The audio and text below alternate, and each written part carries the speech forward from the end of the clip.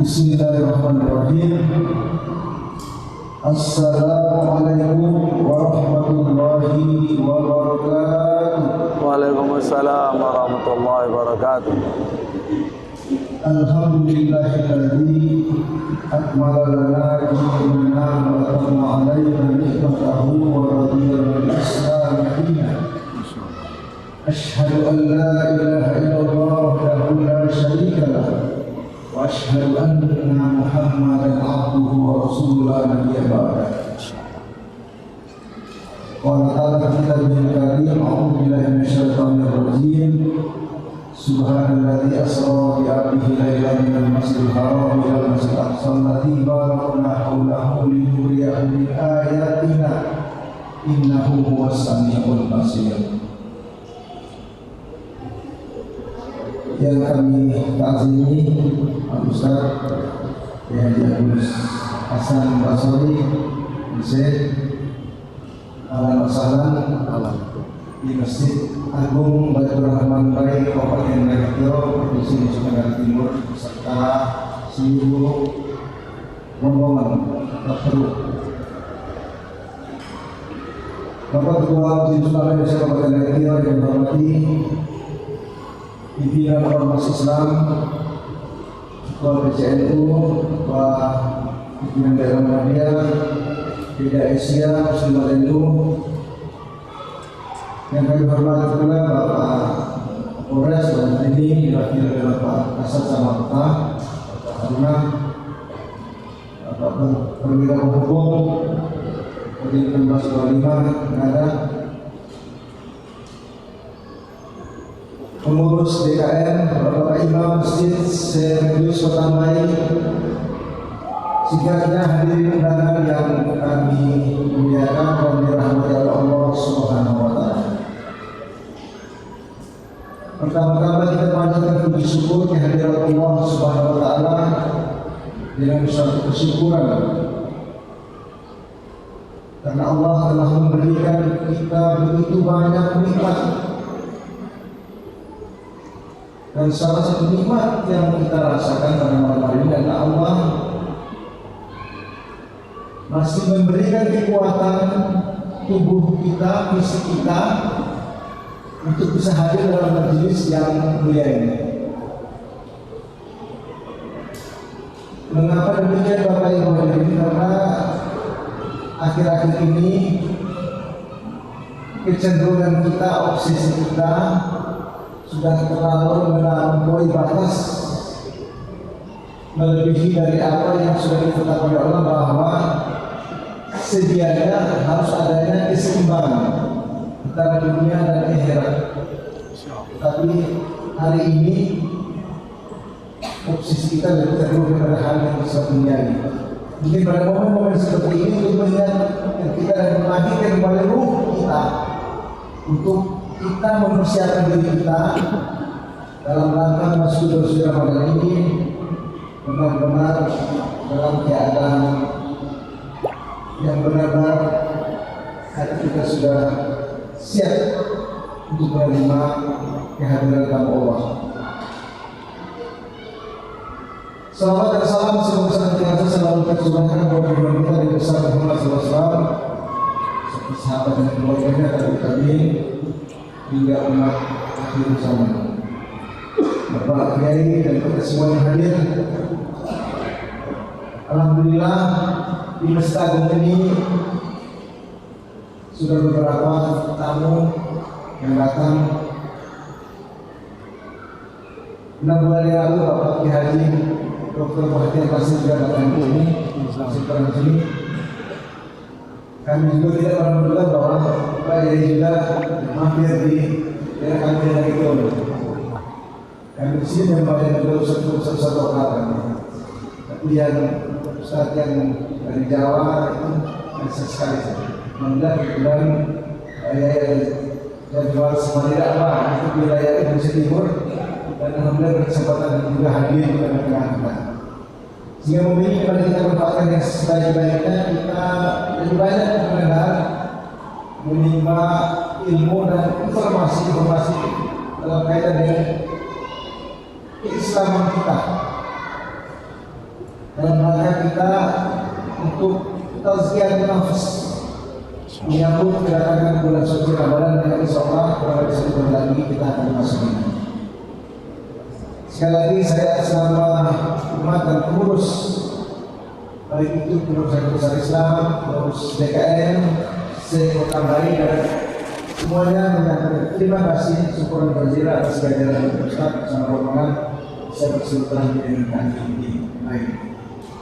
Saya pikir bisa saja beberapa hal sebagai pembuka dan kami selaku umat sekali lagi kami sampaikan saya berterima kasih sehingga jadi mudah-mudahan kegiatan ini berlangsung hikmat dan alhamdulillah bagi juga bisa kembali besok untuk Menggerak Timur terus Menggerak Barat dan selalu kembali ke Barat dan daerah siapa yang selamat sampai malam.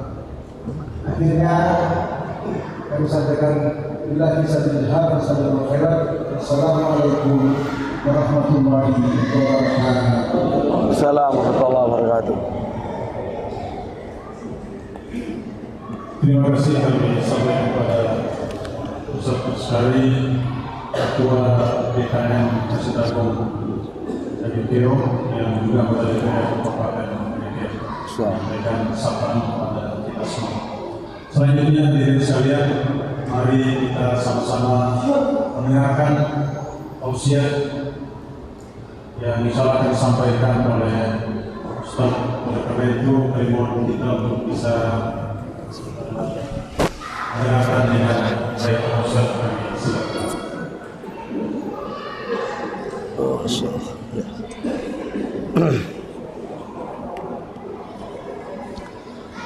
Assalamualaikum warahmatullahi wabarakatuh. Bismillahirrahmanirrahim. Alhamdulillahi rabbil alamin. Asyhadu an la ilaha illallah wahdahu la syarika lah. Wa asyhadu anna sayyidana Muhammadan abduhu wa rasuluh. Allahumma salli wa sallim wa barik alaihi wa ala alihi azwajihi wa dhurriyyatihi wa sahabatihi wa tabi'in wa man tabi'ahum bi ihsanin ila yaumiddin. Allahumma inna nas'aluka ilman nafi'a wa rizqan thayyiban wa amalan mutaqabbala. Allahumma anfa'na bima 'allamtana wa 'allimna ma yanfa'una wa zidna ilma. Allahumma inna nas'aluka hubbaka wa hubba man yuhibbuka wa hubba amalin yuqarribuna ila hubbik. Allahumma amin. Yang kami muliakan kepada para ulama, para sepuh, para sepuh di Kota Ambai, wabil khusus kepada Ustaz As'ari selaku Ketua DKM Masjid Agung Baitur Rahman Kota Ambai Kabupaten Nagegeo, juga kepada Ketua PHBI Ustaz Hasbil dan seluruh tamu undangan. Tadi sudah disebutkan ada Masya Allah para ulama dari Majelis Ulama Indonesia yang ada di kabupaten ini, kemudian para pengurus PC Nahdlatul Ulama, para pengurus PD Muhammadiyah, beserta dari termasuk ya pengurus PC Muslimat dan PD Aisyah, serta seluruh anggota atau pengurus badan-badan otonom dari dua ormas tersebut, dan termasuk BKMT, para imam, para takmir, dan seluruh yang hadir, Bapak Ibu yang kami cintai, serta adik-adikku, anak-anak yang kecil yang sempat dibawa ke masjid ini yang kami sayangi. Alhamdulillah, dengan izin Allah Subhanahu wa taala kita dikumpulkan oleh Allah di Masjid Agung ini yang mubarak ini, di majelis yang di dalamnya kita mencintai Allah, mencintai Rasulullah sallallahu alaihi wasallam, membahas sebagian dari pelajaran-pelajaran besar dari Isra Mi'raj yang sangat kita perlukan. Lebih-lebih dari kedua DKM tadi, saya setuju, sangat sepakat bahwa memang fitnah kehidupan modern dengan segala kemajuan teknologinya itu banyak menggerus kehidupan keagamaan kita sebagai umat Islam, sehingga tidak heran kalau misalnya ada berita resmi 58 lebih guru agama di sekolah dasar belum bisa membaca Al-Quran dengan baik. Anak SMA 60% belum bisa baca Quran dengan baik. Bapak Ibu rahimahullah, ini betul-betul membuat kita prihatin sekali sebagai sesama muslim. Apalagi kita sebagai tokoh, sebagai ustadz, sebagai dai, sebagai para kiai, tentu itu menjadi PR besar, tamparan besar bagi kita bersama, termasuk sebagai orang tua. Nah, oleh karena itulah dengan izin Allah, malam hari ini dipertemukan oleh Allah tanpa kenal sebelumnya, tanpa ada janjian sebelumnya, tapi takdir Allah dan ridhonya insya Allah menuntun kita untuk bertemu dengan seluruh unsur kaum muslimin yang ada di kota ini, di kabupaten ini, termasuk tadi luput belum saya sapa dari Pak Kapolres, dari Dandim dan yang mewakili, dan unsur lain mohon maaf kalau tidak sempat saya sebut, tidak bermaksud apa-apa, ya mungkin karena tidak familiar dan belum kenal.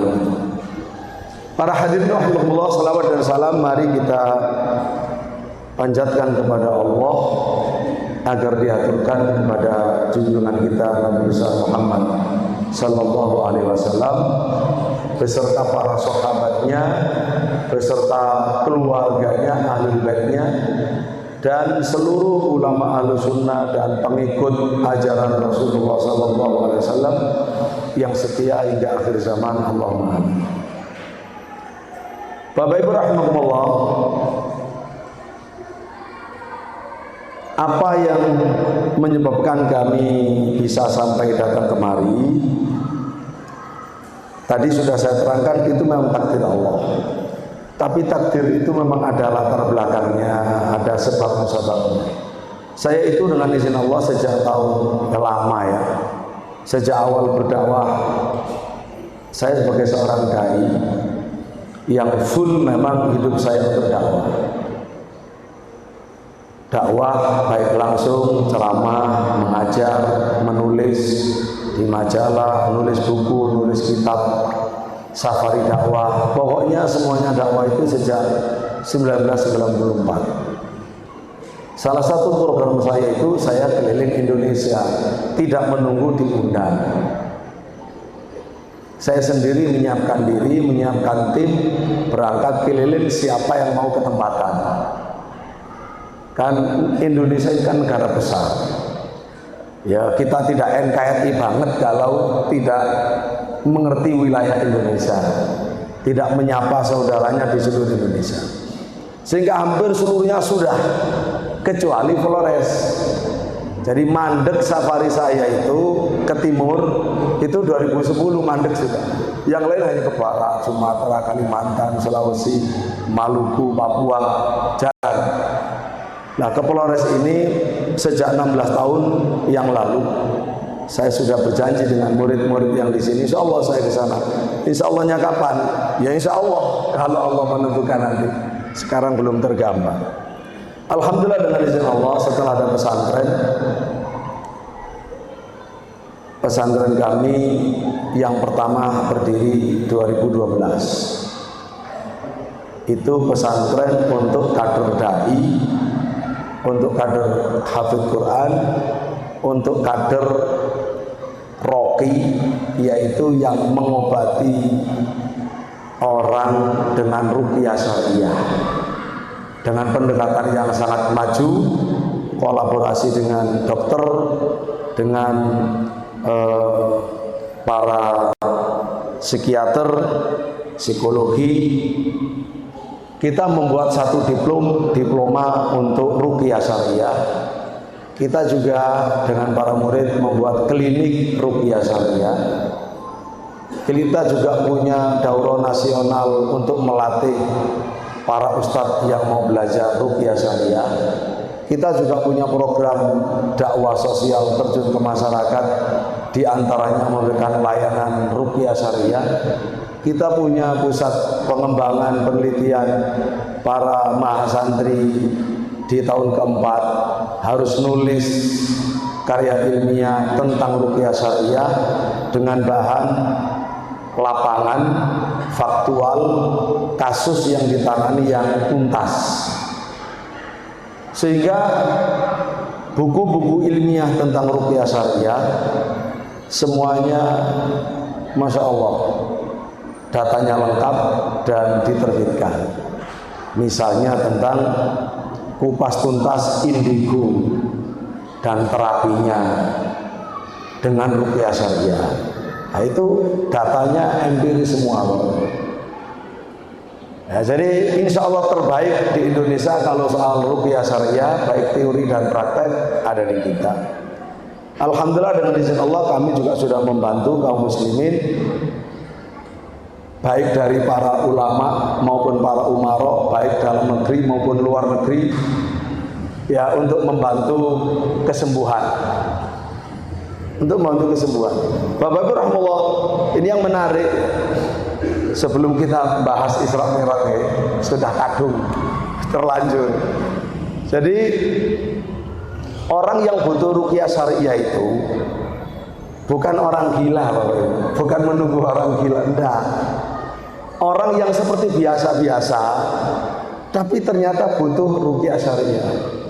Misalnya rumah tangganya kok tidak harmonis, sulit sekali harmonis, usahanya kok sulit, katanya, kok nggak dapat jodoh-jodoh dari dulu, sudah ketinggalan temannya, dan lain sebagainya. Loh, itu butuh ruqyah syariah. Nah, ruqyah syariah itu bukan langsung dibacakan Quran, buatan. Ruqyah syariah kita itu ruqyah syariah mandiri, sangat manusiawi. Ya, didahului oleh diagnosa, sama dengan kedokteran. Diagnosa itu ya dialog biasa. Dan ruqyah kita itu tanpa kesurupan. Kita malah nggak suka kalau pasien kesurupan. Justru kita gagalkan, tahan, jangan sampai kesurupan, nggak baik. Nanti malah lama sembuhnya. Jadi sangat indah, alhamdulillah. Yaitu informasi. Nah, oleh karena itulah, kalau ada yang minat dari sini menjadi ustadz yang Qurannya bagus, akidah bagus, akhlak bagus, punya ilmu tentang ruqyah syariah, monggo dikirim ke Al-U. Nah, kemudian bersama kita ini Dr. Abu Soleh, itu yang dari awal bersama saya. Beliau jadi direktur Mahat Ali Aiman namanya. Nah, hanya saja tahun kemarin karena ayahnya sakit, hafizahullah, insyaallah beliau resign jadi mudir, hanya jadi pembantu karena berbakti kepada orang tua. Bapak Ibu rahmatullah, karena itu nanti itu ada saya bawa brosur, silakan dibaca, silakan dimanfaatkan, karena kita kebaikan ini harus kita sebar. Yang masuk itu minimal SMA atau S1 atau bisa S2. Itu sudah terbukti bahwa anak S2 dari UNER masuk ke kita. Ada orang sarjana umum terus aku kepingin ahli agama. Ya enggak apa-apa, kamu simpen dulu ijazahmu, nanti akan berguna setelah lulus. Jadi di tempat kita, Masya Allah, dari seluruh Indonesia, kalau bagus kita kirim ke luar negeri, melanjutkan ke Saudi Arabia, King Khalid University, University of Tabuk dan lainnya insya Allah, atau dalam negeri, ya, atau langsung berdakwah, membantu para dai, para kiai menjadi takmir. Alhamdulillah. Yang sekarang ini ada 5 santri kita kirim ke Aceh untuk membantu Aceh selama sebulan. kerja apapun, mereka hafal Quran, bisa ngimami, bisa ngajar Quran, bisa masak, bisa bersih-bersih rumah, bisa nyupir, bisa apapun. Ya, karena memang kita didik untuk menjadi pelayan masyarakat, melayani kaum muslimin. Dan dari Flores ada 5 yang Mahat Ali, termasuk dari Alor, dari bagian timur Flores ini, termasuk dari Larantuka. Nah, Bapak Ibu rahimahullah, baik, nanti kita lanjut itu. Mari kita masuk ke dalam bab yang kita bahas. Jadi gini, terus saya itu begini, walhasil saya izin sama murid-murid, karena baru masuk nih, saya mohon ridhonya murid-murid, karena waktunya saya ngajar, saya harus pergi. Saya akan safari 5 hari saja ke Flores, nanti kembali untuk mengajar kembali di pesantren. Sudah, saya tidak mikir apa-apa, pokoknya berangkat gitu saja. Akhirnya saya serahkan teman-teman di sini, termasuk Yayasan Sabilul Mukminin dari Inde, untuk bisa ya bersilaturahim dengan para tokoh, para pengurus masjid yang mungkin bisa bekerja sama untuk membuat majelis. Inilah Bapak Ibu rahimahullah, satu kebaikan bersama yang kami dari Malang niat ikhlas ingin ketemu saudaranya, ingin berbagi ilmu sebagai amanah, ingin melanjutkan safari dakwah ke seluruh Indonesia, walaupun belum rata nih, artinya harus ada babak 2, babak 3 sampai khatam insya Allah NTT ini. Nah, tapi ini nikmat dari Allah, dan Bapak Ibu sudah merelakan waktunya, mengikhlaskan hatinya untuk hadir ini. Sekali lagi, mari kita hadirkan niat ini ikhlas karena Allah. Semoga menjadi ilmu yang bermanfaat, menjadi tambahan amal soleh, menjadi tambahan akhlak yang mulia, menjadi tambahan semangat untuk berislam, untuk berilmu, untuk berdakwah, untuk melayani masyarakat sesuai dengan jabatan dan kedudukannya masing-masing. Allahumma amin. Bapak Ibu rahimahullah, saya tadi diberitahu bahwa judul dari majelis kajian kita pada malam hari ini adalah menelaah sholat sebagai benteng agama dan kisah Isra Mi'raj. Betul Pak Ketua, alhamdulillah, saya senang dengan judul menelaah sholat sebagai benteng agama. Nah, begitu pula dengan kisah Isra Mi'raj. Karena kisah Isra Mi'raj, Bapak Ibu, itu Isra Mi'raj itu merupakan mukjizat. Mukjizat Nabi yang sangat agung. Itu merupakan hiburan dari Allah untuk Nabi Muhammad SAW yang dalam berdakwah di Mekah, mulai dari marhala fase dakwah sembunyi-sembunyi sampai terang-terangan, itu tidak ada enaknya. Semuanya menghadapi rintangan, tantangan, ancaman, ya, kemudian fitnahan, siksaan, pengusiran. Wabil khusus setelah Sayyidah Khadijah radhiyallahu anha dan Abu Thalib, pamannya yang membela 40 tahun, walau mati tidak mau bersyahadat alias dalam keadaan kafir, itu keduanya setelah meninggal dunia, maka orang kafir semakin berani kepada Nabi dan sahabat. Sudah luar biasa susahnya pergi ke Taif berharap mendapatkan tempat yang baru di hati orang Taif. Ternyata orang Taif memusuhi, mengusir dengan dahsyat. Nah, rangkaian dimusuhi di Mekah, diusir di Mekah, ke Taif diusir dari Taif dalam bentuk yang luar biasa itu, Nabi sangat-sangat terpukul dan bersedih. Di situ Allah menghibur Nabi. menghibur Nabi sekaligus memuliakan Nabi SAW di Isra Mi'rajkan. Isra itu perjalanan di sebagian waktu di malam hari dari Masjidil Haram ke Masjidil Aqsa, kemudian Mi'raj dari Masjidil Aqsa dinaikkan ke langit sampai Sidratul Muntaha, hanya dalam sebagian waktu dari malam, bukan semalam, hanya sebagian waktu. Nah, di sana Bapak Ibu, baik di Isra-nya maupun di Mi'rajnya, Allah memperlihatkan kekuasaan Allah. Allah memperlihatkan kekuasaan Allah. Ada banyak peristiwa, tidak mungkin bisa kita terangkan dalam semalam. Tetapi yang penting bagaimana kita bisa mengambil sebagian yang teramat penting untuk kehidupan kita, untuk ibadah kita, untuk keseimbangan hidup kita. Seperti kata Pak Ketua tadi, Pak Ketua Dewan Takmir, itu yang insya Allah akan saya sampaikan biidznillah ta'ala.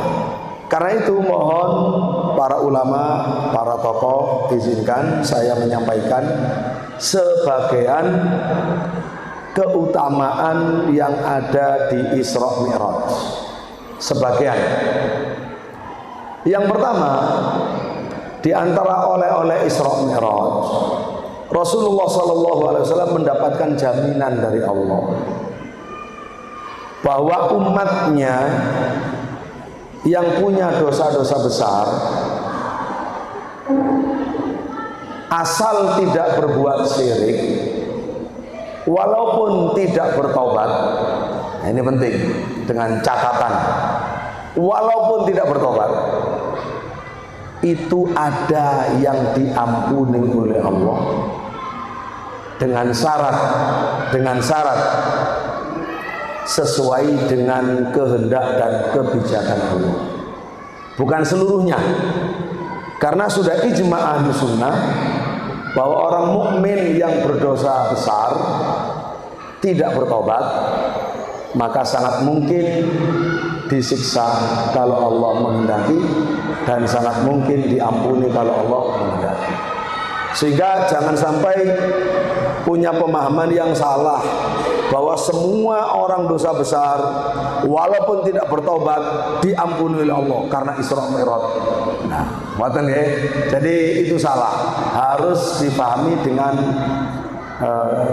benar, dengan seksama antara dua fakta tadi. Bapak Ibu rahimahullah, jadi ceritanya begini. Hadis ini riwayat Imam Muslim. Diterangkan oleh sahabat Abdullah bin Mas'ud radhiyallahu anhu. Beliau bercerita, tatkala Rasulullah SAW diisrokan dan berakhir di Sidratul Muntaha, berarti diisrokan dan dimi'rajkan, berakhir di Sidratul Muntaha, di langit yang ketujuh. Di sana berakhir apa yang naik dari bumi hanya sampai di situ, dan apa yang diterima dari bumi hanya sampai di situ, dan apa yang turun dari atas sampai di situ. Lalu Allah berfirman, idz yaghsha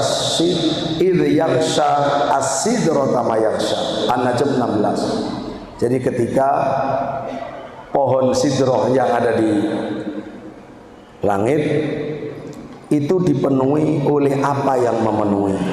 Diterangkan oleh beliau, yang memenuhi itu adalah farasun min dhahab, burung-burung terdiri atau terbuat dari bahan emas, burung-burung hidup tapi dari bahan emas, ya. Kita cukup mengimani dan membayangkan saja. Terus Nabi SAW diberi oleh Allah 3 perkara. Pertama, diberi sholat 5 waktu. Kedua, diberi khawatim surat Baqarah. Pungkasan surat Baqarah itu adalah ayat-ayat yang punya fadilah besar, penting. Dan ketiga, diampuni oleh Allah untuk orang yang tidak berbuat syirik dari umat Nabi Muhammad SAW, diampuni mukhimat, dosa-dosanya yang besar. Mukhimat itu maknanya dzunub al-idham al-kabair allati tuhliku ashabaha wa tuhhimuhum iyaha. Jadi dosa-dosa besar yang membinasakan pelakunya, yang menjerumuskan kepada kehancuran, itu diampuni oleh Allah. Itu waktu peristiwa Isra Mi'raj. Ma'asyiral muslimin, yang kedua, ini juga sangat penting, mungkin jarang diketahui. Nabi mendapatkan atau diajari doa untuk berlindung dari gangguan jin, setan, ifrit, iblis, apapun. Itu salah satu doa didapatkan melalui Isra Mi'raj. Diriwayatkan dari Abu Hurairah radhiyallahu anhu, riwayat Imam Ahmad, hadis hasan. Rasulullah berkata begini, saya melihat di malam saya diisrokan, saya melihat jin ifrit, jin yang paling, termasuk yang paling jahat lah. Dia mengejar saya dengan membawa obor, ingin membakar saya. Setiap kali saya menoleh ke arahnya, ya dia pokoknya semakin mendekat membakar, sampai Nabi kaget. Akhirnya Jibril berkata, Muhammad, apakah kamu mau saya ajari doa yang kalau kamu membacanya, obornya ifrit itu pasti akan padam dan dia akan terjunkan. Terus Nabi mengatakan, bala, tentu wahai Jibril. Lalu Jibril berkata, qul, katakan Muhammad, ini doanya. A'udzu biwajhillahil karim wa bikalimatillahi tammati allati la yujawizuhunna barrun wala fajirun min syarri ma yanzil minas sama wa min syarri ma ya'ruju fiha wa min syarri ma dzara'a fil ardi wa min syarri ma yakhruju minha wa min fitanil laili wan nahar wa min tawarik al-lail illa tariqan yatruku bi khairin ya rahman. Agak panjang, tidak bisa dihafalkan malam ini, tapi paling tidak pernah mendengar dan bisa mencari nanti. Kalau kepingin tahu bisa SMS, saya kirim doanya. Isi doanya begini, saya berlindung dengan wajah Allah yang mulia dan dengan firman-firman Allah yang sempurna, yang tidak mungkin bisa dilewati oleh orang baik ataupun oleh orang yang fajir. Ya, tidak bisa dilewati, dikangkangi, dilangkai, itu tidak bisa. Saya berlindung, minta perlindungan min syarri mayanzil minas sama, dari kejahatan, keburukan apa yang turun dari langit. Bapak Ibu, bukan kejahatan tapi keburukan. Apa keburukan yang turun dari langit? Hukuman Allah. Hukuman Allah yang diturunkan Allah dari langit. Itu kita berlindung dari adanya hukuman Allah dari langit.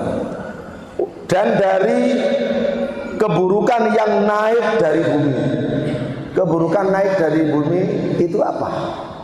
Bapak Ibu, segala bentuk yang buruk, segala bentuk yang buruk yang muncul dari bumi, termasuk hukuman musibah ya yang keluar dari bumi. Apakah gunung meletus, apakah tanah longsor atau tanah bergerak, apa likuifaksi apa dulu yang di Palu ya, kan itu juga dari bumi, atau gempa dan seterusnya ya. Wa min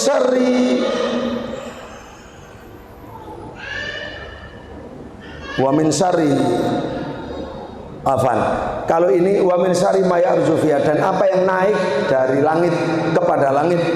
Yang naik dari langit itu Bapak Ibu dosa-dosa kita. Jadi kita minta tolong dari Allah agar dilindungi dari dosa-dosa. Kita nggak ingin dosa-dosa kita dilaporkan kepada Allah, naik ke langit. Dan dari buruknya apa yang Allah ciptakan di bumi, semua yang Allah ciptakan makhluk yang punya kejahatan, apakah hewan buas atau jin, itu masuk makhluk yang diciptakan Allah di bumi yang punya kejahatan. Jadi tidak terbatas, apapun yang ada di bumi, makhluk yang jahat, kita minta perlindungan kepada Allah dari kejahatannya. Dan apa kejahatan yang keluar dari bumi? Nah, tadi sudah ditambah lagi dengan ya termasuk apa saja yang serangga-serangga, hama-hama yang muncul dari bumi. Ya, termasuk yang sekarang melanda banjir dan longsor, Bapak Ibu. Itu campur dari langit, ada air hujannya. Ya, kemudian karena buminya sudah rapuh, tidak bisa punya daya dukung terhadap hujan yang lebat, akhirnya ya jadi musibah. Itu karena dosa membabat hutan. Bapak Ibu tahu enggak, kalau membabat hutan dalam bentuk ugal-ugalan yang menyebabkan bencana itu hukumnya haram? Bapak Ibu sudah pernah dengar? Kalau sudah, alhamdulillah. Kalau belum, ya malam ini harus tahu. Jadi memanfaatkan kekayaan alam, kekayaan ya yang Allah titipkan di bumi ini, berlebihan, ugal-ugalan. Gimana nggak ugal-ugalan, Bapak Ibu? Mulai tahun 2001 sampai 2024, 27 juta hektar hutan Indonesia gundul. 27 juta hektar. Tahun 2016 itu diantara puncaknya, hanya dalam setahun lebih dari 1 juta hektar hutan dibabat habis. Di Sumatera, di Kalimantan, di Sulawesi, di Papua. Setahun 1 juta. Makanya kalau 24 tahun kemudian 27 juta ya pantas. Dan itu rakus, bukan untuk rakyat, bukan untuk Bapak Ibu, untuk segelintir orang yang tidak bertanggung jawab. Rakyat hanya dapat bencananya. Bapak Ibu rahimahullah, baik ya. Saya kalau bicara lingkungan, Bapak Ibu, pondok saya di Kota Malang tahun 2025 nomor 1 dalam program Eko Pesantren oleh Kementerian Lingkungan Hidup dan dapat sertifikat juga dari Kemenang. 2026 kita disuruh mewakili Kota Malang untuk provinsi soal lingkungan hidup. Jadi kita juga mengembangkan fikih lingkungan. Insya Allah mudah-mudahan kalau bukunya sudah terbit juga kita kirim ke teman-teman di Flores. Bapak Ibu rahimahullah, baik. Lanjut.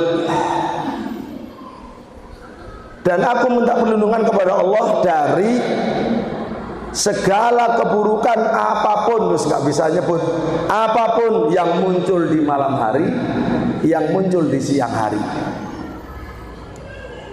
Dan dari segala keburukan sesuatu yang datang membawa bencana, keburukan di malam hari, kecuali sesuatu yang datang membawa kebaikan. Nah, itu kita minta.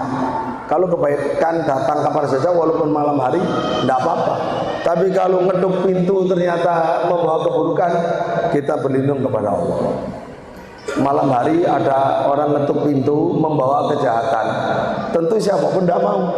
Tapi kalau membawa kebaikan tidak apa-apa walaupun kita bangun tidur, yang penting dapat kebaikan. Itu ketok-ketok, Pak, Bu, sambil ngusap-ngusap matanya, ada apa? Sampai dapat hadiah haji. Kan, alhamdulillah, nggak masalah walaupun digugah, ya dibangunkan tidurnya. Jadi pokoknya kita minta tolong dari yang mengetuk pintu atau yang datang di malam hari membawa keburukan, kecuali yang membawa kebaikan. Itu monggo saja, kapan saja. Ya Rahman wa ya Allah yang Maha Penyayang. Dan seterusnya Bapak Ibu, Masya Allah. Makanya saya bilang kan, ini baru pojokan aja kita sudah waktunya mau habis. Yang ketiga, secara singkat. Nabi mendapatkan gambaran besarnya pahala mujahidin, orang yang berjihad, berjuang di jalan Allah, ikhlas karena Allah. Yang tertinggi tentunya jihad mengangkat senjata melawan musuh, melawan penjajah, seperti yang terjadi di Palestina misalkan. Penjajah yang lama sekali mereka terjajah, yang lain pada merdeka. Yang termasuk terjajah lama Bapak Ibu, lanjutan dari perang dunia kedua, itu saudara kita Palestina, lalu saudara kita Rohingya, lalu saudara kita Kashmir, saudara kita Turkistan Timur.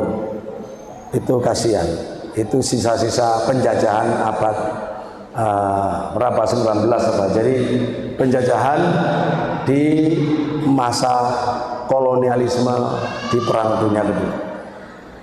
Di malam itu Bapak Ibu rahimakumullah, Rasulullah Shallallahu Alaihi Wasallam salah satu peristiwanya berjalan melewati satu kaum yang menanam lalu panen di waktu yang sama. Habis nanam panen, habis nanam panen. Tidak perlu nunggu 6 bulan seperti kita di sini atau 3 bulan 4 bulan. Jadi orang ini aneh, ini siapa ini? Ya, begitu menanam panen, menanam panen. Maka Nabi berkata kepada Jibril, ini siapa Jibril? Dikatakan oleh malaikat Jibril alaihissalam, itu mereka adalah para mujahidin yang berjuang di jalan Allah. Dilipat gandakan untuk mereka pahalanya oleh Allah sampai 700 kali lipatnya. Tidak ada yang mereka infakkan di jalan Allah apapun itu kecuali Allah ganti, karena Allah adalah yang maha memberi rezeki. Baik, terakhir untuk yang fawaid ya. Untuk fawaid, untuk fadilah yang bisa saya sebut yang keempat. Lalu setelah keempat saya lanjutkan dulu tentang sholat sebagai benteng agama. Kan belum tadi ya. Yang keempat adalah Nabi mendapatkan perintah kewajiban sholat 5 waktu sekaligus pengurangannya ya. Kan awalnya 50 dikurangi jadi 5 dengan tetap pahalanya 50 sholat. Itu termasuk yang terbesar, perintah yang langsung tanpa perantara malaikat Jibril, dari Allah langsung Nabi di Sidratul Muntaha. Yang asalnya 50 dinego menjadi 5, tapi pahala tetap 50. Diterangkan di dalam hadis Bukhari Muslim dari sahabat Anas radhiyallahu anhu. Ceritanya panjang, turun ketemu Nabi Musa. Kata Nabi Musa, Muhammad, kembali kamu kepada Allah. Kan ditanya, kamu dapat apa? Disuruh, diperintah sholat sehari semalam 50 kali. Bapak Ibu pernah membayangkan sholat sehari semalam wajib 50 waktu. Kira-kira zaman kapan makan, kapan tidur, kapan kerja. Kita cuma 24 jam. Ada 50 kali waktu sholat. Kira-kira kalau itu betul terjadi, sulit apa sulit? Bapak Ibu, sulit. Bayang nado gak iso. Terus sampai diberi kemurahan 5 saja ternyata di antara kaum muslimin banyak sing absen, banyak sing ngelimput dari wong Jawa. Sengaja tidak mau datang kan ngelimput, namanya bolos. Sengaja bolos. Itu baru 5 kali, gimana kalau 50 kali? Kita bisa bayangkan sendiri. Tapi subhanallah ya, Nabi kemudian merujuk kepada Allah sampai setelah 5. Ketika 5 itu Allah berfirman begini, khamsun wa hiya khamsun. Muhammad, ini sholat 5 waktu tapi pahalanya tetap 50. Terus la yubaddalul qawlu ladayya. Sudah, ini tidak tergantikan. Nabi turun, ketemu Nabi Musa lagi, masih ditanya dapat apa? Udah dapat 5. Kamu balik. Gimana balik? Kamu balik, umatmu nggak kuat. Kata Nabi, saya malu kepada Allah. Kalau 5 masih nganyang, masih nawar, itu saya malu. Walaupun dari awal yang perlu diketahui, Nabi menawar bukan untuk dirinya, tapi untuk siapa? Untuk umat. Kalau Nabi sih sholat sampai kakinya bengkak, nggak masalah. Jadi 5 waktu itu untuk umatnya. Jadi 5 ya sudah, kata nah, Allah sudah mengatakan khomsun wahya khomsun, gimana saya balik lagi? Enggak lah, sudah cukup. Bapak Ibu rahmatullah, baik, itu 4 hal. 4 hal yang bisa saya sampaikan tentang di antara fadilah-fadilah yang didapat atau hasil-hasil yang didapat dari Isra Mi'raj. Nanti kalau ada waktu akan saya tambahi tentang doa menghadapi jin ifrit tadi. Akan saya tambahkan dengan pentingnya kita mencari wasilah kepada Allah. Kalau nggak ada ya berarti lain kali insya Allah. Sekarang mari kita beralih ke bagian kedua, sholat adalah benteng agama. Saya berharap yang saya sampaikan semuanya hadis Nabi yang sahih atau hasan, yang wajib diterima, diyakini. Mudah-mudahan ini menjadi keberkahan pada malam hari ini. Allahumma amin. Bapak Ibu rahimahullah, sholat benteng agama itu bisa kita dapatkan misalkan satu hadis Abu Umamah Al-Bahili radhiyallahu anhu dari Nabi SAW, kalau saya bersolawat jangan lupa, kalau saya membaca nama Nabi jangan lupa bersolawat, okay? Karena itu syarat untuk mendapat, salah satu syarat untuk mendapatkan syafaat Rasulullah SAW. Semakin banyak berselawat seseorang, dia punya harapan untuk bersama Nabi di surga atau mendapatkan syafaatnya. Nah, ini yang penting, maka jangan malas-malas. Dikit-dikit selawat. Kenapa? Karena nama Nabi itu selalu kita sebut, apalagi ngaji hadis. Satu hadis ada nama Nabi, satu hadis ada nama Nabi. Makanya orang yang paling ahli sholawat adalah ahli hadis. Siapa coba ngaji Bukhari Muslim, ngaji Bulughul Maram, ngaji Riyadhus Shalihin, satu majelis berapa kali sholawatnya? Begitu Bapak Ibu. Lah Rasulullah SAW bersabda begini, saya baca awalnya saja lalu saya terjemah biar tidak panjang. Latung kodonna urul islami urwatan urwah, itu awalnya. Jadi begini, simpul-simpul agama Islam. Agama Islam ini Bapak Ibu terdiri dari banyak simpul. Simpul itu sesuatu yang diikat di hati, diyakini. Jadi agama ini terdiri dari banyak keyakinan. Banyak keyakinan termasuk yang diamalkan, ya, yakin kan, harus yakin. Kalau ragu-ragu bukan agama, nggak boleh ya. Jadi yakin. Kata Nabi, simpul-simpul Islam ini akan terurai, akan lepas satu demi satu. Setiap kali ada simpul yang lepas, umat Islam berpegang pada simpul berikutnya. Begitu lepas, berpegang ke simpul berikutnya, dan seterusnya sampai kadang sampai habis. Jadi orang keluar dari agama itu sangat mungkin, kata Pak Ketua Takmir tadi, yang itu sangat mungkin Bapak Ibu.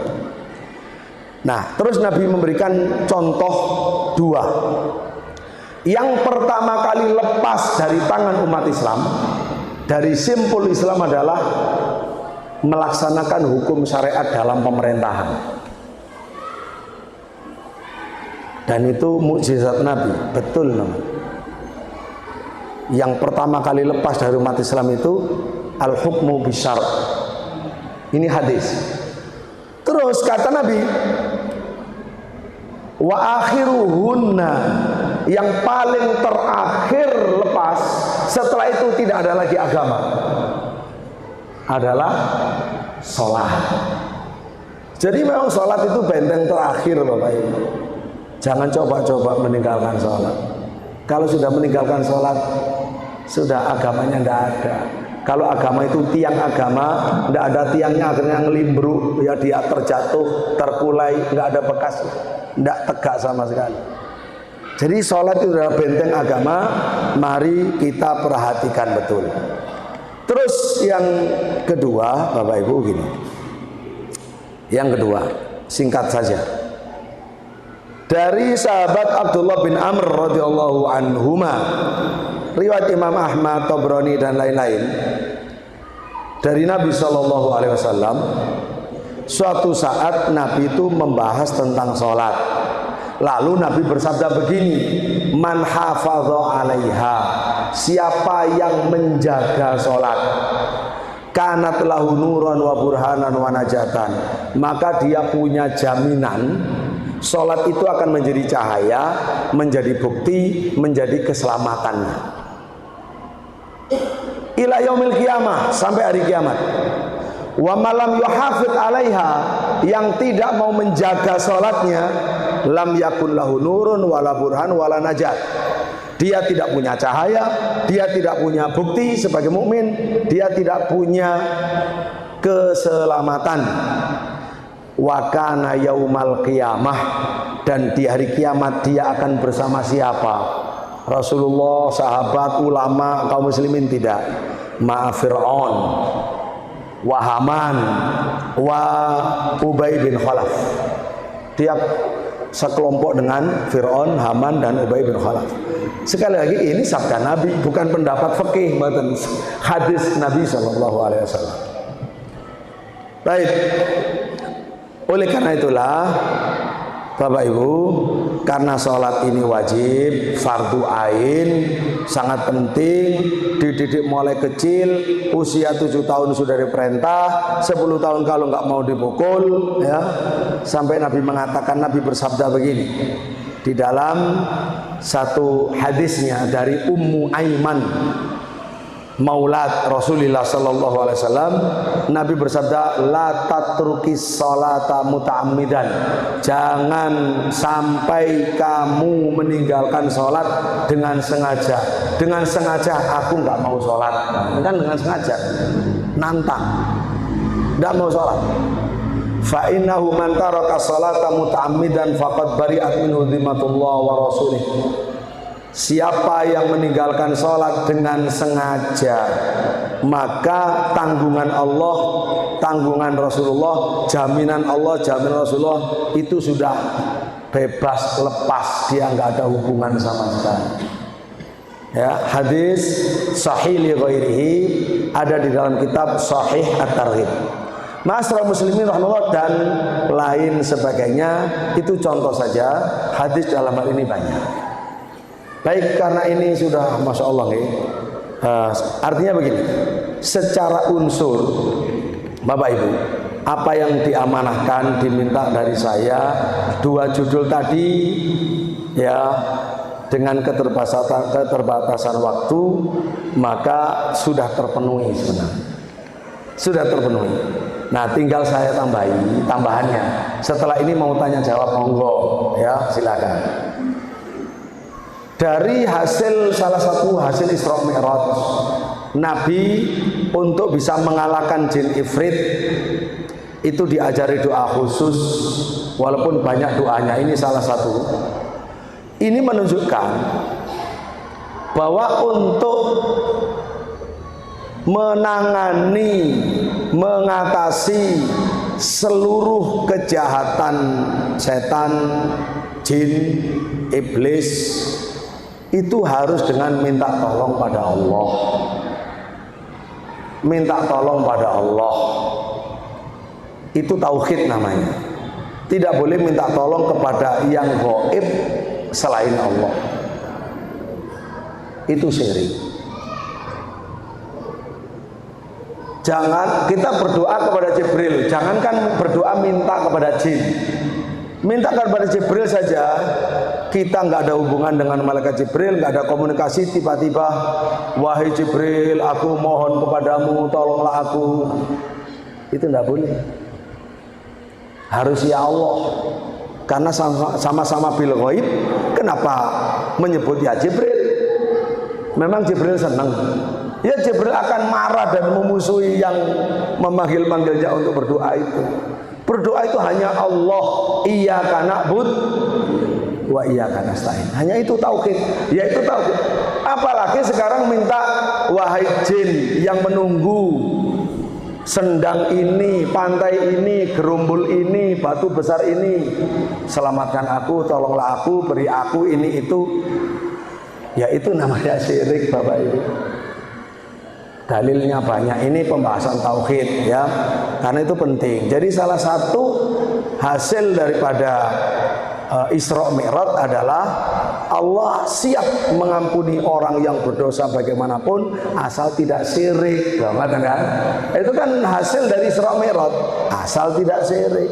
Termasuk syirik adalah minta tolong kepada jin, minta tolong kepada jin yang besar agar selamat dari gangguan jin yang kecil. Ya nggak boleh. Minta tolong sama Allah. Iyyaka na'bud wa iyyaka nasta'in. Itu kira-kira barakallahu fikum. Mudah-mudahan semakin menyemangati kita untuk berislam dengan benar sebagai ahlu sunnah wal jamaah yang ahli tauhid sampai wafat berjumpa dengan Allah Subhanahu wa taala, mendapatkan ampunannya, ridhonya, dan mendapatkan syafaat Rasulullah Muhammad sallallahu alaihi wasallam. Fadal.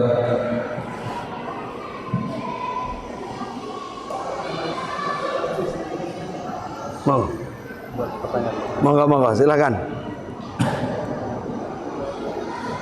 Alhamdulillah.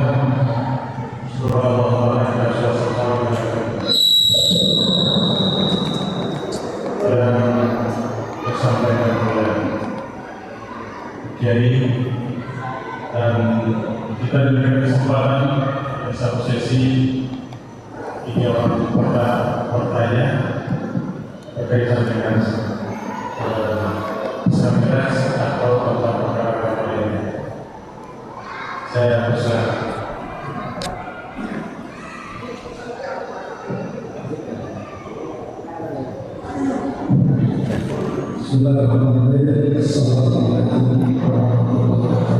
Waalaikumsalam warahmatullahi wabarakatuh.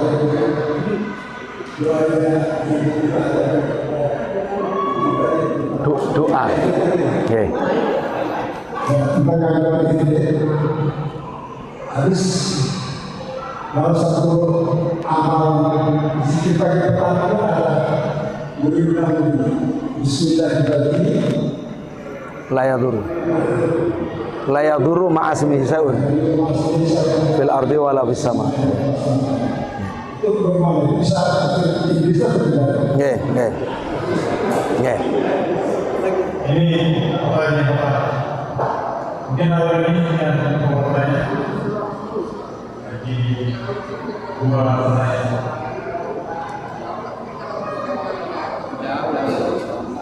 Dari dulu mungkin. Ya bang, nggak apa-apa. Dijawab dulu, siapa tahu nanti muncul pertanyaan. Baik. Jawabannya iya. Doa itu dari Nabi Shallallahu Alaihi Wasallam dibaca secara khusus sebagai zikir pagi, zikir sore yang berfungsi sebagai penjagaan, ya, sebagai piandel, sebagai penjagaan keamanan, keselamatan. Tidak perlu pakai jimat-jimat yang tulisannya nggak bisa dimengerti, ya. Cukup dengan zikir pagi dan sore. Dan secara umum bisa dibaca kapan saja di setiap tempat yang angker, silakan dibaca. Saya punya teman, pekerjaannya itu mencari rumah angker untuk dibeli karena biasanya murah katanya. Kalau sudah dapat diruqyah dijual mahal. Nah, jadi belajar ruqyah tadi itu bisa untuk ekonomi, Bapak Ibu. Ya, karena rumah-rumah angker itu nggak ada orang mau beli. Akhirnya kan orangnya gimana ini? Akhirnya kalau ada yang beli, ya wis beliin wis, nggak ada orang mau beli, itu kan murah katanya. Ada antaranya doa itu, dan doa banyak sekali dari Nabi Shallallahu Alaihi Wasallam, ya termasuk membaca ayat kursi. Itu juga luar biasa. Tapi semuanya dengan syarat diyakini. maknanya itu kalau bisa diyakini. Apakah dengan terjemahan diresapi atau sudah belajar menghafal sebelumnya, atau memang dia ulama atau ustaz, harus diyakini. Tidak boleh cuma di lesan tapi nggak ngerti apa yang dibaca. Nah, makanya biasanya kenapa kurang khasiat, kok nggak mandi jari orang Jawa, nggak berkhasiat, nggak sakti, karena kurang keyakinannya, kurang pemahamannya terhadap apa yang dia baca. Biasanya gitu. Ngaten, barakallahu fikum. Baik, yang lain Bapak Ibu.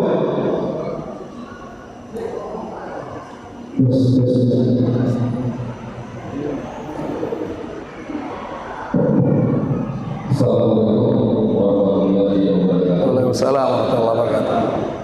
Saya nama saya Amir, sebagai jemaah masjid. Saya tertarik dari awal pembicaraan Ustaz terkait rupiah. Kita bisa seperti saya itu ingin sekali bagaimana caranya sehingga saya atau teman-teman saya atau keluarga saya bisa berproses dalam proses belajar rupiah ini. Ya, di Malang dan yang lamanya. Kalau boleh nomornya Insyaallah bisa. Saya kasih nomor saya. Nomor saya memang nomor untuk umat nih, tapi mohon dimaklumi. Kalau saya agak lambat merespon, ya maklum, memang pekerjaannya banyak. HP cuma satu, maka ya harus maklum saja. Atau selesai saya ambil nomor. Oke. Ya, terima kasih. Barakallahu fikum. Assalamualaikum warahmatullahi wabarakatuh. Waalaikumsalam warahmatullahi wabarakatuh. Ya, saya berharap nanti kalau kita ada pelatihan nasional, biasanya pelatihan nasional itu nginep 3 malam 4 hari, belajar teori, terakhir belajar praktek mengobati, masing-masing peserta atau 2 peserta 1 pasien, dengan diawasi oleh para ustadz-ustadz.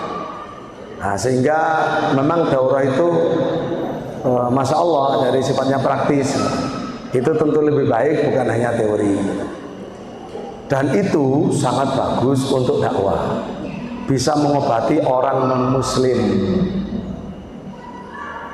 Ruqyah itu Bapak, Quran ini bisa mengobati siapa saja.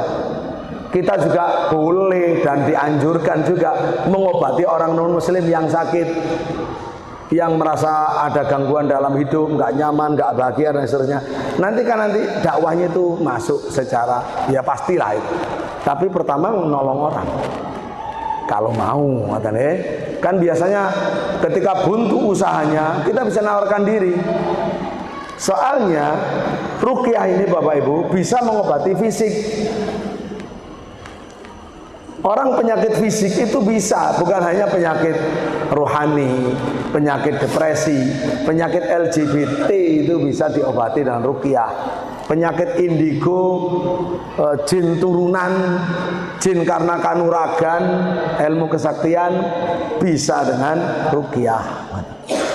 Jadi Masya Allah, dan itu semuanya dari Allah Subhanahu Wa Taala. Oke, yang lain?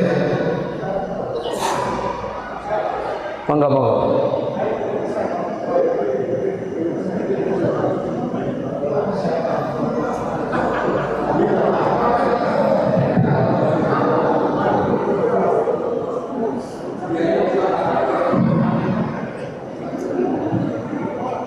Terima kasih saya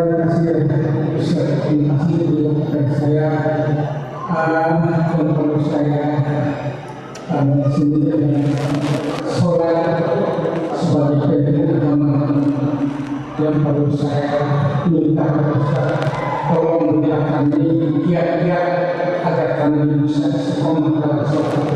Terima kasih. Assalamualaikum warahmatullahi wabarakatuh. Waalaikumsalam warahmatullahi wabarakatuh. Bapak Ibu rahimakumullah, masalah sholat ini masalah berat, jangan dianggap sepele. Sampai Nabi Muhammad saja itu diperintah wa'mur ahlaka bis sholati wastabir alaiha. Muhammad perintahkan keluargamu itu untuk sholat, bersabarlah tentang urusan sholat. Karena Nabi punya istri, punya anak, punya mantu, punya cucu. Termasuk diantaranya suatu malam Nabi keliling mendatangi rumah Fatimah radhiyallahu anha dan Sayyidina Ali radhiyallahu anhu, anak dan mantu. Karena dilihat kok nggak sholat malam sepertinya ini, biasanya sholat, tapi malam itu kok nggak sholat. Ditodol, tidakkah kalian sholat? Kan dianggap sudah telat gitu. Terus Sayyidina Ali menimpali, nyaut dari dalam, yang maknanya ya ini semua takdir Allah. Jadi malam ini kami nggak bangun. Nabi keluar dengan kurang puas dengan jawaban itu sambil mukul pahanya dengan mengatakan ayat Allah yang maknanya dasar manusia memang suka membantah. Itu Nabi, dan itu Nabi, itu Sayyidina Ali radhiyallahu anhu. Dan itu bukan salat wajib, itu salat malam. Artinya Nabi pun kepingin, makanya termasuk Ramadan. Ramadan itu kalau bukan malam ganjil, ini kan tadi menyambut Ramadan. Nabi itu sholat untuk sendiri luar biasa. Istrinya akhir-akhir saja dibangunkan. Jadi Nabi tahu porsi sholatnya Nabi luar biasa panjang. Porsi istrinya sedikit saja karena dia juga harus bekerja banyak di rumah. Tapi begitu malam 10 hari terakhir, istrinya pun dibangunkan. Dan Nabi sudah mengencangkan sarungnya, wis alamat sudah nggak mendekat istri, kan begitu. Jadi itu termasuk praktek dari firman Allah tadi. Ya, oleh karena itulah kita sebagai mukmin untuk bisa sholat ini atau mendidik anak kita sholat, mulai kecil sudah disiapkan. Anak dibawa ke masjid, didengarkan bacaan sholat, gerakan sholat. Pokoknya sebelum 7 tahun, anak ini harus sudah melihat, mendengar, menghafal sebagian bacaan-bacaan sholat, surat Fatihah, surat Al-Falaq, An-Nas, dan seterusnya. Sehingga begitu umur 7 tahun, tinggal diperintah dan bisa menjalankan. Sampai 10 tahun kok masih beling, dipukul, asal bukan wajah dan tidak boleh melukai. Pukulnya itu hanya untuk menunjukkan simbol serius, bukan menyiksa. Namanya takdiban, bukan takriban, tapi takdiban, sebagai pembelajaran adab, bukan sebagai penghukuman dan bukan sebagai penyiksaan. Nah, kemudian tentu nomor 1 itu soal iman. Iman itu yang harus dibangun. Nomor 2 tentang status dan kedudukan sholat. Kemudian ya kan dia fardu ain dan seterusnya. Lalu fadilah-fadilahnya dan jangan lupa ancamannya. Lalu kita mencari tempat yang memang dekat masjid atau dengan orang-orang yang ahli sholat gitu, untuk menjaga supaya kita bisa istiqomah. Termasuk juga berdoa kepada Allah, meminta. Nabi Ibrahim aja meminta supaya Nabi itu loh Bapak Ibu, mintanya tuh, ya Allah jadikanlah aku sebagai penegak sholat. Rabbi ja'alni min muqimis shalah wa min dzurriyyati. Ya Allah jadikan aku termasuk orang yang menegakkan sholat, termasuk turunanku. Ya Allah jadikan turunanku menegakkan sholat. Bapak Ibu, pernahkah kita perhatian dengan doa ini? Oh, itu Nabi Ibrahim saja berdoa begitu. Maka jangan sibuk hanya berdoa, ya Allah beri kami rezeki yang banyak. Jangan hanya itu penting. Tapi ini tidak kalah pentingnya, minta dijadikan sebagai orang yang bisa menegakkan sholat. Termasuk ya Allah jadikan kami ini bisa khusyuk dalam sholat, jadikan kami ini bisa merasakan lezatnya sholat. Karena kalau sudah merasa lezat itu kan jangankan tidak sholat, sholat sebentar saja tidak nyaman. Bahkan ketika tidak sholat, dia rindu untuk sholat. Makanya Rasulullah SAW berkata kepada Bilal ketika waktunya sholat, ya Bilal, arihna bis sholat. Bilal, segera istirahatkan kami dalam sholat. Jadi sholat itu istirahat. Tumakninah, kenyamanan, kelapangan. Nah, gitu loh. Oleh karena itulah ya harapannya masjid-masjid itu membuka diri bagaimana para pekerja-pekerja karyawan itu ketika penat di kantornya masuk masjid itu tenang, sholat itu tenang, ya, berarti ada pelayanan ya. Tentu semuanya butuh kesadaran bersama bahwa itu kira-kira doa itu penting ya. Doa itu penting. Jazakumullah khair katsira sudah bertanya tentang pertanyaan yang sangat penting. Oke. Terus ini terakhir monggo. Pertanyaannya dari penjelasan perbedaan antara kuliah syariah dengan non syariah. Karena sini kebanyakan dari kampung ada yang orang yang kesurupan masalah di doa mungkin mereka kenapa satu dia tapi bukan karena memang ada orang yang tidak pernah sholat itu ketika dia ada orang yang sholat semua apakah itu dengan berhenti atau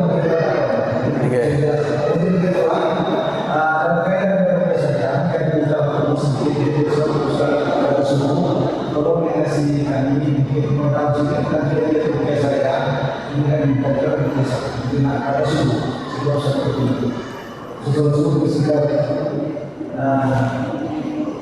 15 menit atau setengah seperti secara subuh mungkin dikasih dia tentang biasanya sehingga mungkin dari dalamnya ada yang mempraktikkan dia bisa kita praktikkan bagaimana rupiah sebagai sebenarnya. Oke, barakallahu fikum. Terima kasih sekali kepada Bapak Ketua, Pak Ustadz yang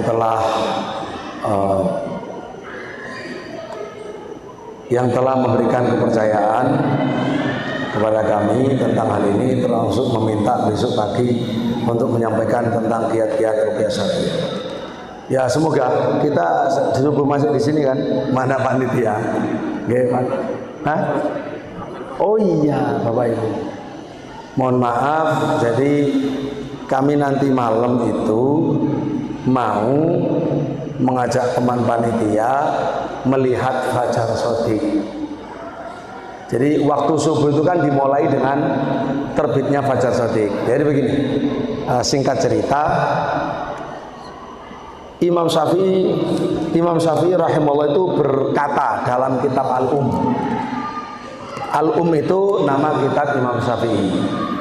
Saya pakai nama untuk pesantren saya. Di masjid saya disiarkan melalui YouTube live sejak tahun 2012 hingga hari ini. Setiap malam Jumat pada maghrib waktu sana saya mengaji kitab Al-Um Imam Syafi'i, berijazah sanad sampai Imam Syafi'i.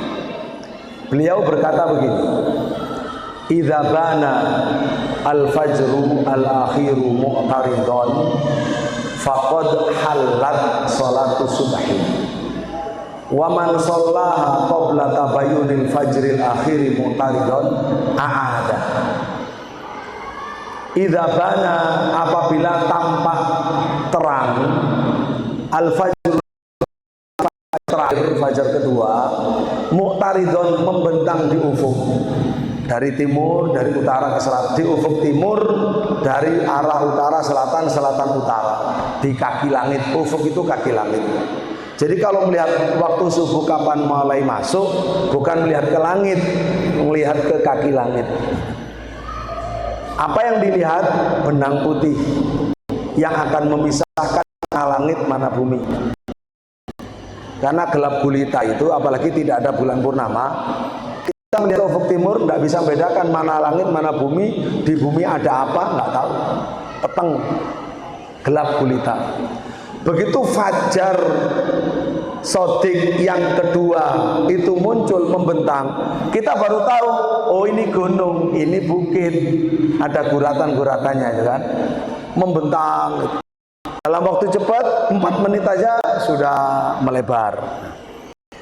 Itu kalau dilanjutkan 60 menit berikutnya bulatan matahari menyembul. Habislah subuh. Kata Imam, kalau fajar sodik, fajar kedua itu ini, maka sholat subuh itu baru mulai halal untuk sholat subuh. Kalau di sini ada yang mondok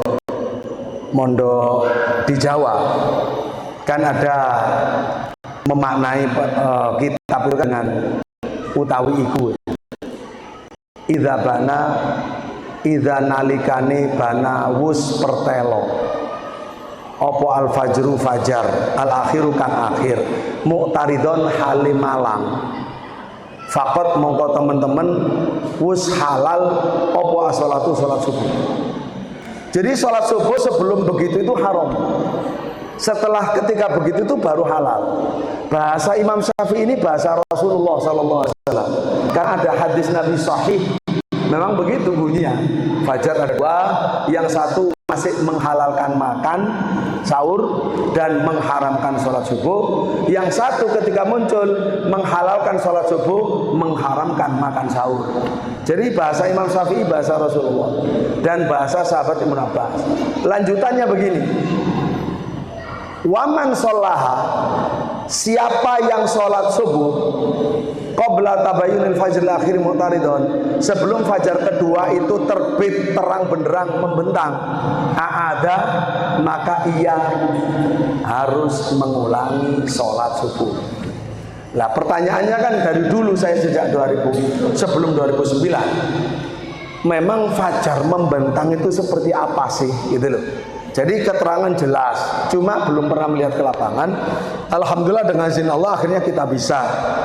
Dan kita menulis banyak kitab, beberapa kitab, diantaranya ini waktu subuh secara syar'i, astronomi dan empiris. Jadi lengkap sejarahnya bagaimana, dalilnya bagaimana, prakteknya bagaimana, fatwa-fatwa ulama bagaimana, ya, kemudian polemiknya bagaimana, secara falak bagaimana, lalu hasil melihat lapangan bagaimana. Nah ini besok itu kami ingin melihat di dermaga. Tempatnya di dermaga, kalau mau gabung monggo. Biasanya kalau kita ke lapangan, ya sholat di sana. Kita melihat, kita sholat, masih melihat, kadang sampai matahari terbit. Kalau tadi malam, tadi subuh, kami melihatnya di Telaga Kelimutu. Kami berangkat ke sana sampai itu gugah, penjaganya kan belum waktunya. Jadi kami harus sebelum subuh sudah nyampe puncak. Tapi sayang, sudah janjian sama penjaga, ternyata penjaganya tidur. Kita ditertahan 30 menitan, ya agak telat 30 menit kan. Tapi tetap naik dan melihat fajar sodik. Nah karena itu sudah ditetapkan tadi rencananya semuanya, kita ingin melihat fajar untuk ngajari teman-teman. Nah karena itu buku ini, nah ini penting. Saya wakafkan di sini. Silakan dibaca. Dibaca bagian-bagian yang terpenting. Ada banyak. Nah, termasuk kan Muhammadiyah secara resmi mengundur azannya itu 8 menit dari waktu yang biasa. Itu resmi. Sebelumnya Malaysia mengundur juga 8 menit secara resmi. Baik, jamaah rahmatullah. Termasuk ucapan Imam Syafi'i tadi ada di sini, semuanya ada. Nah, jadi mohon maaf kalau besok pagi belum cocok waktunya. Tapi tetap nanti komunikasi. Kalau nomor telepon saya itu gampang. Yes, sekali saya baca, insya Allah diingat, ditulis sendiri. 082 333 3 kali ya. 554141. Sudah itu nomornya. Barakallahu fikum. Sampun. Sekarang berarti pembagian hadiah. Pak Yai Mujib, bersama saya ada Kiai Haji Muhammad Mujib Ansor, SHMPDI, itu Kepala Bidang Pendidikan di pesantren kami. Beliau ahli hukum, ahli sejarah, ahli Pancasila, ahli pendidikan dan lain-lain. Beliau penulis kitab Sejarah Pancasila dari Umat Islam untuk Bangsa Indonesia. Mana Yai Mujib? Yai Mujib? Mangga. Lafadhal. Maju. Karena ada beberapa. Ini jadi begini Bapak Ibu. Ya mungkin nggak sama, yang penting dapat semuanya. Ada brosur Mahat Ali. Mahat Ali itu yang putra, itu hanya bayar makan dan 70% ditanggung oleh yayasan untuk jadi ustadz, dai, hafidh Quran, macam-macam tadi untuk keluar negeri. Nah untuk yang putri, Akademi Mu'allimah Quran bebas 100%. Setelah SMA, siapa saja yang ingin jadi guru untuk anak-anak yang hafal Quran, maka silahkan belajar, memanfaatkan pamfletnya itu. AMQ Akademi Mu'allimah Quran gratis 100% dan terbatas. Angkatan ke-6 ini satu angkatan hanya kita menerima 14 orang. Idealnya punya hafalan 3 juz karena calon guru. Tapi untuk daerah tertentu kita pertimbangkan bisa diterima hafal 1 juz saja jika tidak ada kader yang lain. Jadi gitu kira-kira. Barakallahu fikum. Monggo dipanggil siapa yang bisa memanggil? Pak, sekarang Pak Amir, nggih. Monggo. Ustaz Asari.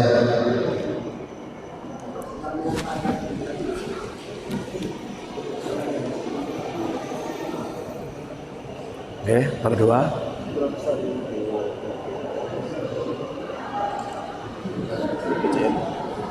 BCNU. Ya.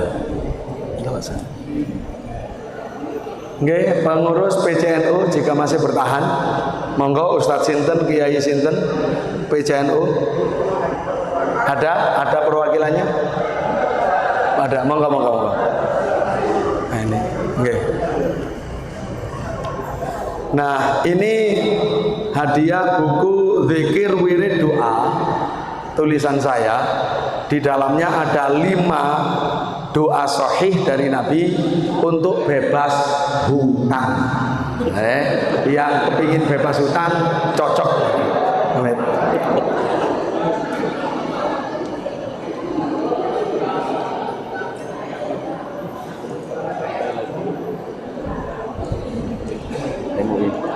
Loh, Muhammadiyah.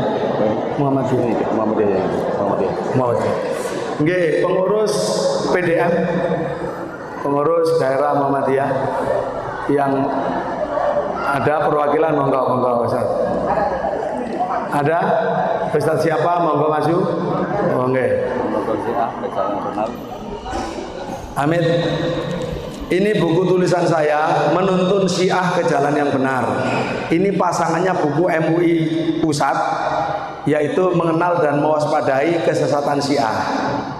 Nah, karena saya kerjasama dengan MUI Pusat, maka tidak cukup hanya mengenali dan mewaspadai, tapi perlu ilmu untuk menuntun kembali kepada jalan yang benar. Ini ceritanya. Itu ceritanya. Tafadhol. Kepada Pak Kiai yang mewakili Majelis Ulama Indonesia Kabupaten Nagekiu, monggo wakil dari MUI, monggo Pak Ustaz, Pak Yai. Nah, ini khilafah dan imamah. Saya nerjemah guru saya dari Kuwait untuk mengurai inti perbedaan Sunnah dan Syiah. Ya, bagus ya buku ilmiah ini tingkat tinggi. Monggo.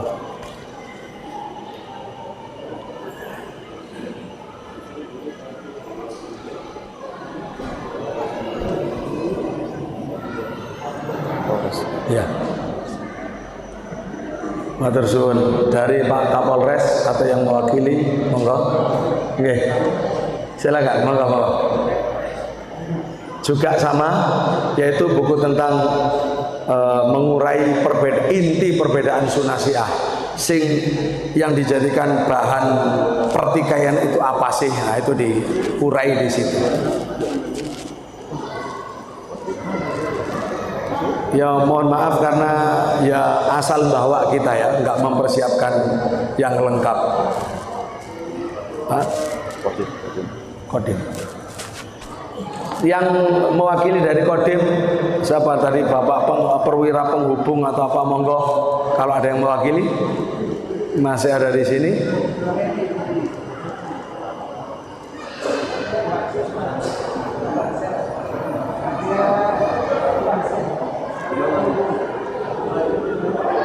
Terus Kak Nur sudah ansor. Mboten nonton, enggak ada.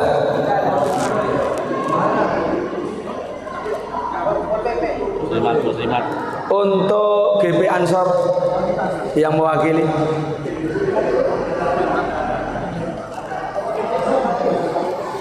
Terus Pemuda Muhammadiyah. Iya. Oke, yang penting kenang-kenangan ya. Semoga bermanfaat. Perwakilan dari Pemda, Kasatpol PP. Oh, Pemda. Oke. Pemda, Satpol PP. Nggih, dari mewakili dari Pemda itu dari Satpol PP, monggo. Oh, alhamdulillah. Alhamdulillah. Barakallahu fikum. Terus Pemuda Muhammadiyah. terakhir berarti ya. Dan nggih matur suwun barakallahu fikum. Pemuda Muhammadiyah yang mewakili Pemuda Muhammadiyah. Alhamdulillah, pemuda nih baru bener ini pemuda ya. Karena pemuda sampai umur 40, 40. Santri. Siapa pimpinan yang umat perwakilan dari pesantren Al-Ummah Al-Islamiyah.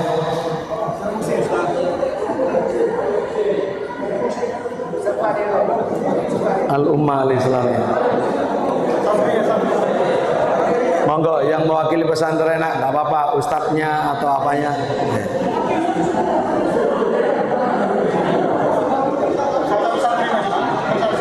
Monggo pengurusnya atau ustadznya atau santri seniornya, monggo nggak apa-apa.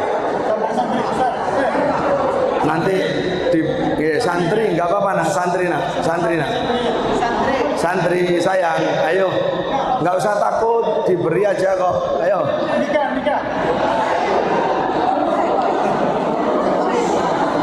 Nah gitu, bagus.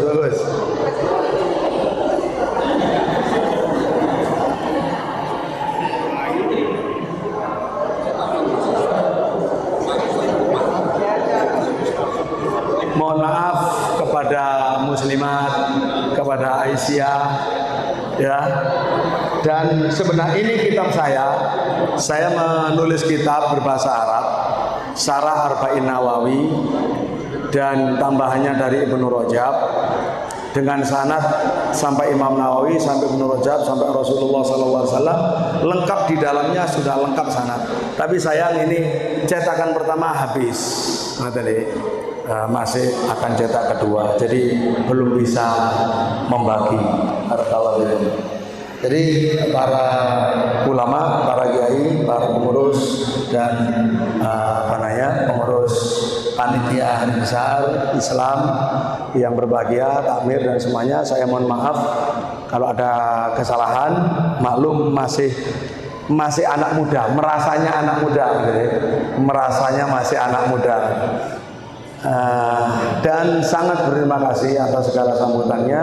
Sekali lagi semoga apa yang kita lakukan diterima oleh Allah sebagai amal soleh, membawa keberkahan dalam hidup, dalam dakwah, dalam masjid, dalam masyarakat, dalam keluarga dan anak cucu kita. Semoga dijaga dengan Islam, iman, tauhid dan sunnah sampai masuk surga Allah. Amin ya rabbal alamin.